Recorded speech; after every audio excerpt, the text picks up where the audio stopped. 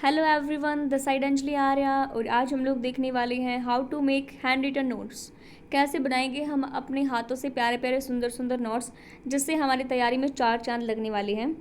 तो चलिए इस वीडियो में देख लेते हैं किसके लिए नोट्स बनाएंगे। EMRS, हॉस्टल वार्डन, या फिर हमारा PGT, TGT, principal, JSA, lab attendant, accountant, जितने भी पोस्ट निकली हुई हैं उन सब के लिए हम बात करने वाले हैं कैसे हमने नोट्स बनाने हैं। तो चलिए देख लेते हैं। हम पहले बात करेंगे सब्जेक्ट स्पेसिफिक नोट्स कैसे बनानी है उसके लिए। तो हमने क्या करना है, A4 साइज़ की सीट लेनी है। कौन सी? A4 साइज़ की जो सीट, लूज़ वाली सीट की यहाँ पे मैं बात कर रही हूँ वो वाली, या फिर जो स्पाइरल नोटबुक होती है वो भी आप ले सकते हो। इन दोनों में से कोई एक चीज़ ले लो। तो जो A4 साइज़ की जो लूज़ वाली सीट है उनकी डिमेरिट मैं बता देती हूँ। जो बच्चे ऑर्गेनाइज़ नहीं कर पाते चीज़ों को, अगर आपने पेज पे अपना जो भी मटेरियल है, जो नोट्स वगैरह बनाई है पेज पे, तो फिर आप ना उनको ऑर्गेनाइज आपको नहीं आता करना। आप उनको स्टेपलर आपको करनी पड़ेगी, लेकिन आप लोग नहीं कर पाते स्टेपलर, है ना। तो आपको यही नहीं पता मैंने जो एक पेज लिखा था वो कहाँ पे पड़ा है, दूसरा पेज कहाँ पे पड़ा है। तो उन बच्चों के लिए A4 साइज़ सीट में रिकमेंड नहीं करूँगी। उन बच्चों के लिए मैं रिकमेंड करूँगी जो स्पाइरल नोटबुक आप ले लें। कॉपी आपको नहीं लेनी है, स्पाइरल नोटबुक आपको लेनी है, ताकि अगर आपके जो पेजेस कम पड़ जाए तो आप उसमें और पेज ऐड ऑन कर पाए। तो मैं अपना खुद बताती हूँ। तो मेरे को मैं जो नोट्स बनाती हूँ अपने स्पाइरल नोटबुक में नोट्स बनाती हूँ। तो चलिए देख लेते हैं आगे। हमारा जो जर्नल पेपर है उसमें भी हमने A4 साइड की जो सीट लेनी है, या फिर स्पाइरल नोटबुक जिसमें आप कंफर्टेबल हो, जो आपको अच्छी लगती है, उसमें आप अपने नोट्स बनाइए। तो आगे देख लेते हैं हाउ टू मेक, बनाने कैसे नोट्स। हमने पेज की तो बात कर ली, पेज कौन सा लेना है। तो नोट्स बनाने कैसे हैं, तो सबसे पहले नोट्स बनाने के लिए हमें पेन चाहिएगा। और पेन कैसा लेना है? ब्लैक और ब्लू। इन दो पेनों से काम चलने वाला नहीं है। क्यों नहीं चलने वाला ये भी हम आगे डिस्कस करेंगे। तो आपको पेन लेना है ब्लैक, ब्लू, रेड, ग्रीन, जितने भी आपके मल्टी कलर के पेन आजकल मार्केट में चले हुए हैं ना, ट्रेंड में जो है, वो आपको लेके आनी है। क्यों लेके आने हैं भाई? आप डिफरेंट डिफरेंट कलर के पेन यूज़ करोगे ना, आप हेडिंग बनाओगे, सब हेडिंग्स बनाओगे, है ना। तो वो आपको पेन अलग अलग कलर से करने हैं। और उसको ना आपका जो हाइलाइटर होता है, जो आपका इम्पोर्टेंट की पॉइंट है, उसको आप हाइलाइटर से हाईलाइट भी करोगे।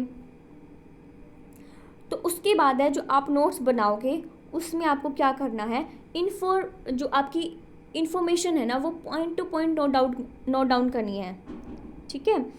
और आपको लंबे लंबे पैराग्राफ्स नहीं लिखने, आपको बिल्कुल लाइन टू लाइन लिखना है, ठीक है।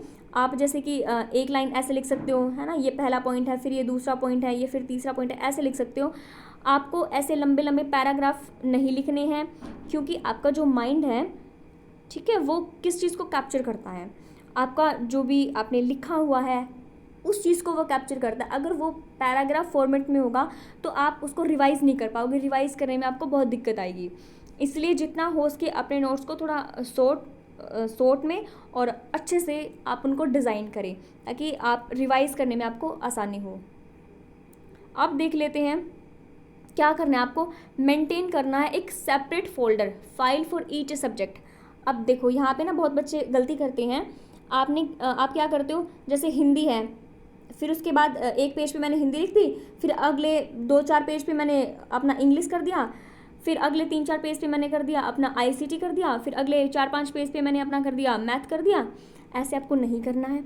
आपको क्या करना है, आपकी जो आपका जर्नल पेपर है उसकी आपने एक ही नोटबुक रखनी है। ऐसे अलग अलग नोटबुक रखोगे हर सब्जेक्ट की तो बहुत लंबा पड़ जाएगा और आप रिवाइज़ नहीं कर पाओगे, रिवाइज़ करने में आप लोगों को दिक्कत आएगी। तो आपकी जो जर्नल पेपर की नोटबुक है उसमें आपको क्या करना है, उसमें आपको क्या करना है, जैसे कि आपने थोड़े बहुत आगे के पेज ले लिए, वहाँ पे आपने हिंदी लिख दी, ठीक है। फिर आप जो लास्ट के जो बीच के पेज हैं उसमें आप इंग्लिश स्टार्ट कर रहे हो। ऐसे आपको पेज छोड़ते जाने हैं, ठीक है।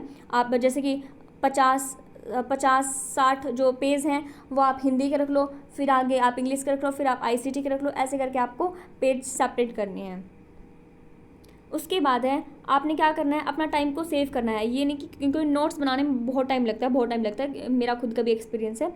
तो आपको टाइम सेव करना है और आपको एब्रीवेशंस का यूज करना है। एब्रीवेशंस का मैं यहाँ पे बताऊँगी, जैसे कि रैम है, ठीक है। रैम की फुल फॉर्म क्या होती है? Random access memory. रोम की फुल फॉर्म क्या होती है? Read only memory. आपको ये नहीं लिखना कि रीड ओनली मेमोरी या फिर रैंडम एक्सेस मेमोरी, ऐसे नहीं लिखना, ऐसे ऐसे फुल फॉर्म का यूज़ करना, जैसे कि ICT है, ऐसे आपको फुल फॉर्म्स का यूज़ मतलब कि जो शॉर्ट फॉर्म है वो एब्रीवेशंस का आपको यूज़ करना है।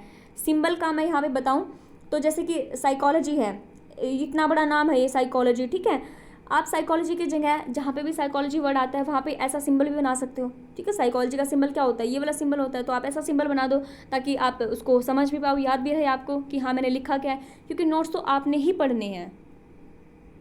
उसके बाद है आपको डायग्राम्स का यूज़ करना है, चार्ट्स का यूज़ करना, माइंड मैप का यूज़ करना है, पिक्चर्स का यूज़ करना है।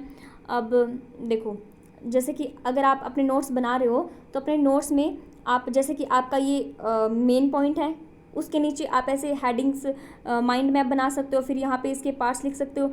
इससे ना आपका जो ब्रेन क्या करता है, इन चीज़ों को बहुत जल्दी कैप्चर करता है और आप ना रिवाइज़ करने में बहुत ईजी हो जाता है।